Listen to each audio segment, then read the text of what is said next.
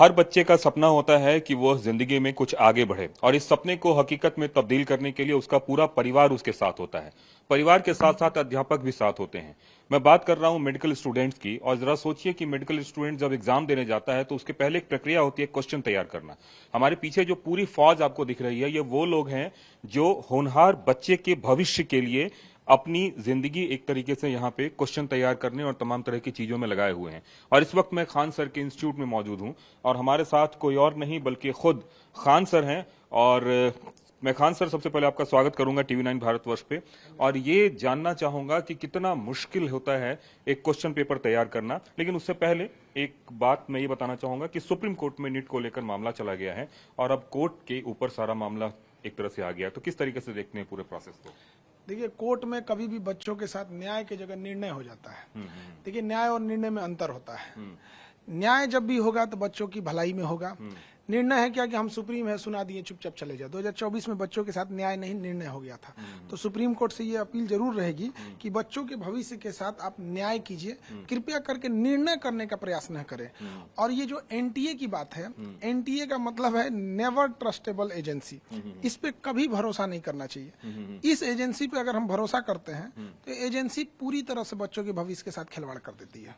Sir, एक बात बताएं कि बच्चों के भविष्य की बात करें कि ये जो क्वेश्चन प्रिपेयर होने का जो प्रोसेस होता है, पहले हम ये समझना चाहते हैं। हालांकि एनटीए भी तैयार करती है, लेकिन आप लोग जो तैयार करते हो किस तरीके से तैयार करते हैं और ये कितना सिमिलर प्रोसेस है एक तरीके से? देखिए, प्रोसेस तो अलग अलग एग्जाम के पैटर्न्स के हिसाब से क्वेश्चन सेट किया जाता है, बट क्वेश्चन अलग अलग जगहों से हम लोग उठाएंगे। यहाँ से सब किसको कुछ दे दिया जाएगा, सबकी रिस्पॉन्सिबिलिटीज अलग अलग। मतलब यहाँ जितने लोग हैं इसमें किसी को फिजिक्स की, किसी की मैथमेटिक्स, किसी को बायो की, हाँ, कहीं से कुछ भी उठा के ले लेंगे। कुछ कंटेंट तैयार कर रहे हैं, कुछ कहीं से किसी से उठा के ले लेंगे। उसके बाद से कई सेट क्वेश्चन बनेंगे। ठीक है। उस क्वेश्चन को बनने के बाद लास्टली डिसाइड होगा कि इसमें से कौन सा यूज होगा। मतलब कई सेट, मतलब 1 सेट 1 सेट 2 सेट 3 जैसे नीट में हाँ तैयार हाँ होता है। हाँ, वैसे तैयार होता है। यहाँ पे भी होता है, बट होता क्या है कि लीक कैसे होता है हम आपको बता रहे हैं। जैसे यहाँ से क्वेश्चन बन के चला गया, इसमें से किसी को नहीं पता किसका क्वेश्चन यूज होगा किसका नहीं यूज होगा। ज्यादा नंबर में हम लोग क्वेश्चन बनाते हैं।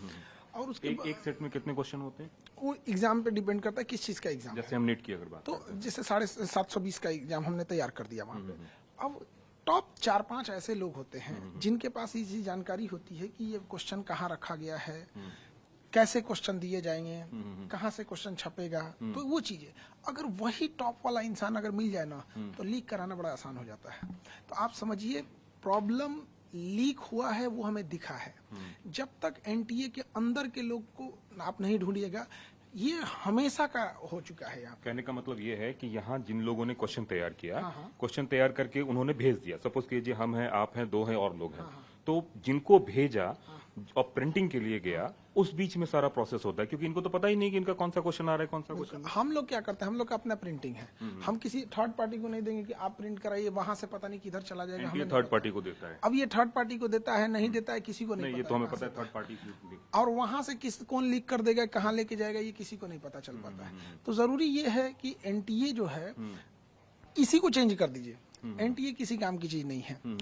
एनटीए में अनकंफर्टेबल लोग हैं और ये इतने ढीठ है, इन्हें पता है कि इन्हें कोई सजा होने वाली नहीं है। जब यही पता चल जाएगा कि इन्हें कोई सजा नहीं हो सकती है तो कोई इंसान डरेगा नहीं।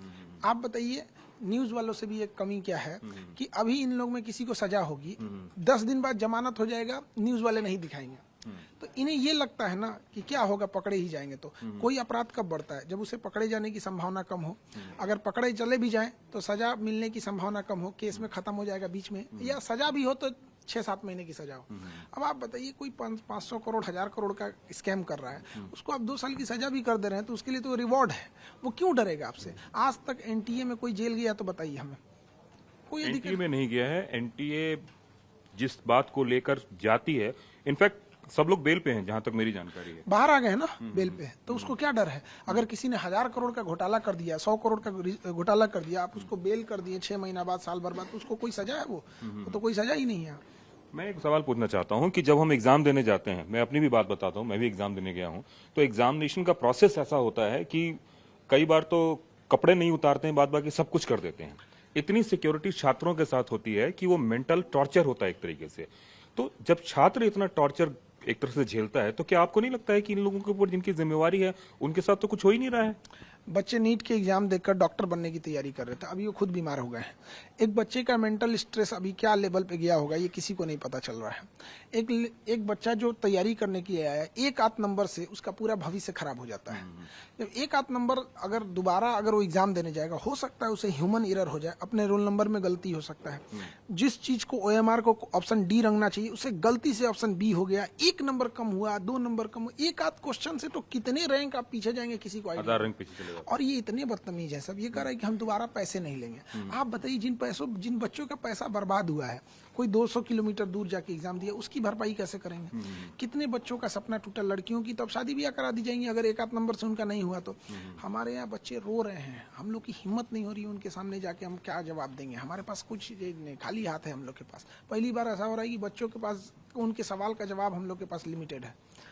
सर, एक ऐसी संस्था है जो 2017 में बनती है और मतलब उसका ट्रैक रिकॉर्ड देखिए तो हर थोड़े दिन बाद जो है पेपर लीक हो जाता है, तो ये मतलब कैसे संभव हो पा रहा हमें है? जहां तक लग रहा है ना, एक बड़ी साजिश इसके पीछे चल रही है कि ऐसा आरोप लगाया जाए और कहा जाए कि इसको कंप्यूटर पे ले लीजिए। यहाँ पे देखिए, कंप्यूटर पे धांधली होती है तो पता भी नहीं चलता है। हाँ। तो अगर हम कंप्यूटर बेस्ड पे कर दें, जैसे अगर जो परीक्षाएं हुई और उसमें अगर धांधली नहीं हुई तो इसका मतलब ये नहीं कि धांधली नहीं हुआ, ये कहिए कि आप पकड़ नहीं पाए, पता नहीं चल पाया। और ये पेपर में NTA और एजेंसीज कितनी सुस्त है, आप इस बात से आइडिया लगाइए कि क्वेश्चन पेपर पहले से घूम रहा था, बट बच्चों को लगा कि ये फालतू क्वेश्चन होगा, बिना मतलब का कोई इसे वायरल कर रहा है।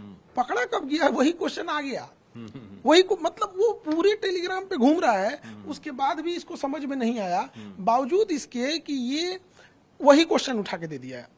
मतलब एक तरह से कह सकते हैं कि लीगलाइज्ड कर दिया उन्होंने अपने क्राइम को। हाँ, और उस पे कह रहे हैं कि हम इसकी जिम्मेदारी ले रहे हैं, तुम्हारी जिम्मेदारी का अचार डालेंगे हम। नहीं, सबसे बड़ी बात है कि NTA में जो 14 सदस्य लोग हैं, पिछली बार भी अगर हम 2024 की बात करें, उस समय भी सवालों के घेरे में आए, 2021 में भी सवालों के घेरे में आए, 2019 में भी सवालों के घेरे में आए। मेरा सवाल आपसे ये है कि क्या उन 14 सदस्यों पे कोई कार्रवाई नहीं होनी चाहिए? बिल्कुल कार्रवाई होनी चाहिए, बट मीडिया को भी एक चीज समझना पड़ेगा। मीडिया के लिए एक न्यूज है, उसके लिए ये सवाल नहीं है, उसके लिए इमोशन नहीं है। 4 दिन बाद मीडिया को कोई और मामले उठ जाएंगे, बच्चे वहीं के वहीं रह जाएंगे। आप लोग का भी एक जिम्मेदारी बनती है, आप दिखाइए कि इस इंसान पर भ्रष्टाचार का आरोप लगा था, इसके ऊपर क्वेश्चन लीक करने की आरोप लगा था, अभी ये इस विभाग में है, अभी ये प्रमोशन पाके बैठा है। तो ये जिम्मेदारी देखिए, ये आप निकाल सकते हैं। हम टीचर लोग हैं, हम लोग के सामने किया है, हम लोग का कल पेपर नहीं लीक हुआ रहता तो हम लोग तो खुशी खुशी पढ़ा रहे थे।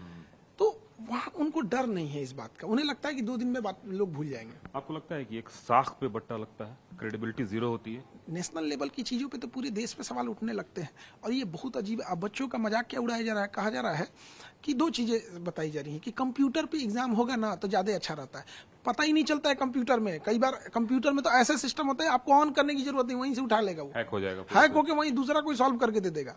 क्या आपको लगता है कि इसका एक ऑप्शन ये हो सकता है कि एग्जामिनेशन को प्रीलिम्स और मेंस टाइप में डिवाइड कर दिया जाए, 2 तरह से कर दिया जाए? ये तो अलग टाइप का बात हो गया। बताइए, जो पेपर लीक कर रहा है, जो मतलब एक कर सकता है वो दूसरा नहीं कर सकता है, वहां भी कर सकता है। जिम्मेदारी NTA की फिक्स करनी पड़ेगी, इनको एक इंटरनल सिक्योरिटी टीम बनानी पड़ेगी और उस पर पूरी जिम्मेदारी कि अगर लीक होता है तो आपको सजा मिलेगी। अब हुआ क्या कि आप सिक्योरिटी की जिम्मेदारी है, आपका काम है कि पेपर लीक नहीं होना चाहिए, लीक हो गया तो कोई सजा ही नहीं मिलेगी, फिर मतलब क्या है? वो तो अभी भी मानने को तैयार नहीं कि पेपर लीक हुआ है। उनका तो कहना है कि हम जीरो टॉलरेंस नीति के तहत जो है ये सब कर रहे हैं, तो एक तरह से लग रहा है कि मजाक बन रहा है सिस्टम। जीरो टॉलरेंस स्टूडेंट का करते हैं, पेपर लीक करने वालों का नहीं करते हैं। स्टूडेंट कह देगा कि पेपर लीक हुआ, उनको मार के लाठी सर फोड़ देंगे, जेल कर देंगे, अगली बार एग्जाम में बैठने से रोक लगा देंगे। स्टूडेंट का मनोबल तोड़ा जाता है। और देखिएगा, हम आपको लिख के देते हैं, इतना क्वेश्चन टफ पे सेट करेंगे सबकी, अगली बार बच्चे मनाएंगे कि अरे यार ये लीक होता है, तो अगली बार और बर्बाद कर देते हैं। जानबूझकर ये लोग करते हैं कि तुमने पकड़ा था ना, लो ऐसा क्वेश्चन बनाएंगे कि तुम जिंदगी में सॉल्व नहीं कर सकते हो। पिछली बार भी ऐसा देखा गया था, जब ये पूरा मामला हुआ था तब इस तरह की बातें आई थी कि जो लोग बगलिंग करते हुए पकड़े जाएंगे, जैसे कि मान लीजिए कि आपकी जगह मैं एग्जाम दे रहा हूं या इस तरह से, तो उस पर कड़ी कार्रवाई की बात हुई थी। लेकिन कभी भी इस पे बात नहीं हुई थी कि जिसने लीक कराया उसका क्या होगा। कोई भी अपराध होने के 3 बड़े कारण होते हैं। अगर हम सबसे जिसमें जरूरी होता है कि कितना आप कन्विक्शन रेशियो है, सजा कितना दिला पाते हैं। तो सबसे बड़ा प्रॉब्लम ये है कि हम सजा दिलाने में बहुत पीछे रह गए हैं। जब सजा नहीं दिला पाएंगे तो इसका ही खामियाजा ये भुगतना पड़ जाएगा हम लोगों को कि अगली बार फिर ये होगा। अब ये 24 में हुआ, कोई सजा नहीं हुई, दोबारा 26 में हो गया, अभी भी सजा नहीं होगी। अब देखिएगा, आयोग बनेगा, सुप्रीम कोर्ट कुछ निर्देश देगा, बच्चों को फिर वही ट्रॉमा होगा, दोबारा हम लोग बच्चों को पढ़ाएंगे। हम लोग क्या कर सकते हैं? यही कहेंगे कि भैया फ्री ऑफ कॉस्ट में हम लोग रिवीजन कराएंगे 1 महीना 1.5 महीने बाद जब भी एग्जाम होगा। लेकिन फिर 1-2 साल बाद ये घटना देखने को मिलेगी। और सबसे जरूरी चीज, एक इंसान से सिगरेट का नशा नहीं छूटता है, शराब पीने वाले से शराब नहीं छूट रहा है, तो ये क्वेश्चन पेपर लीक करने वाले से क्वेश्चन पेपर छूट जाएगा। मैं पिछली बार संजीव मुखिया के घर तक गया था, मैं अपनी बात बता रहा हूँ, इन्वेस्टिगेशन के लिए हजारीबाग गया था, तमाम जगह गुजरी थी, आज तक किसी का कुछ हुआ नहीं। इस बार भी आपको लगता है कि कहानी ठंडे बस्ते में चली जाएगी और फिर छात्रों का जो नुकसान होता है वही होना पड़ेगा हर बार? हम गारंटी देते हैं कि इसमें लॉस स्टूडेंट्स का ही होगा, इनका कुछ नहीं होगा। एक आखिरी सवाल, स्टूडेंट के मनोबल को बढ़ाने के लिए आप क्या कहना चाहेंगे, क्योंकि सबसे ज्यादा डिप्रेस अभी स्टूडेंट है और उसके बाद उसके पेरेंट्स। देखिए, हम लोग यही कह सकते हैं कि देखिए बाबू, जब ये पूरी, ऐसा नहीं कि किसी एक बच्चे के लिए, सबके लिए है, तो अब आपको क्या करना पड़ेगा? दोबारा उठ खड़े होइए। मेहनत किए थे 2 साल तक, हम लोगों ने भी पूरी मेहनत की, हमारी पूरी टीम ने भी मेहनत की, हम लोग दोबारा मेहनत करेंगे और एक बार दोबारा कर सकते हैं, दूसरा कोई उपाय नहीं है। जिंदगी उठ खड़े होने का नाम है और मेहनत करने का नाम है। खान सर का ये जो मूल मंत्र है, यही मंत्र जो है उन 23 लाख छात्रों के लिए एक तरीके से संजीवनी का काम करेगा, जो दोबारा से एग्जाम के लिए सोचे। क्योंकि थक के, हार के और सिस्टम पे भरोसा करके जिन्होंने ये सब कुछ किया, उनको क्या मिला है ये सबको पता है। लेकिन आगे बढ़े और आगे बढ़ के फिर से एग्जाम दे और एक अच्छे से एग्जाम दे। लेकिन इन सब के बीच सबसे बड़ा सवाल यही है कि जो लोग दोषी हैं उन पे कार्रवाई क्यों नहीं। कैमरामैन सुनील के साथ कुमार कुंदन, टीवी 9 भारतवर्ष, नोएडा।